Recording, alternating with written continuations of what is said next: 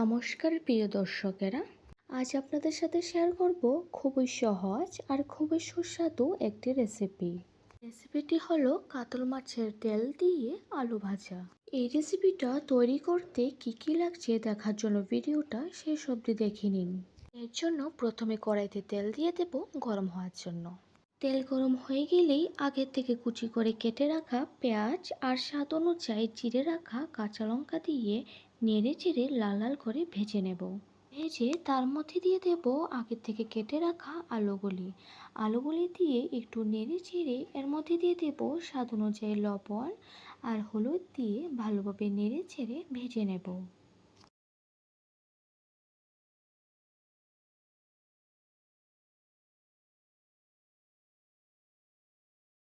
আলুগুলি প্রায় ভাজা হয়ে গেলে এর মধ্যে দিয়ে দেব কাতল মাছের তেল দিয়ে কিছুক্ষণের জন্য ঢাকা দিয়ে রাখবো।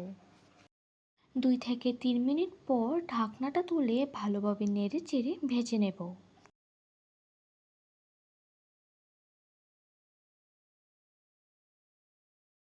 ভালোভাবে ভাজা হয়ে গেলেই একটা সার্ভিং বলে নিয়ে নিলেই বেশ তৈরি আজকের আমাদের রেসিপি।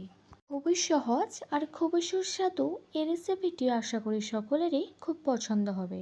আপনাদের কাছে এই রেসিপিটা ভালো লাগলে অবশ্যই ভিডিওটা লাইক আর শেয়ার করে দেবেন। এমন আরও নতুন নতুন ভিডিও পেতে আমাদের চ্যানেলটাকে সাবস্ক্রাইব করে পাশে থাকুন। আবারও দেখা হচ্ছে পরের ভিডিওতে। সবাই ভালো থাকবেন, সুস্থ থাকবেন। ধন্যবাদ।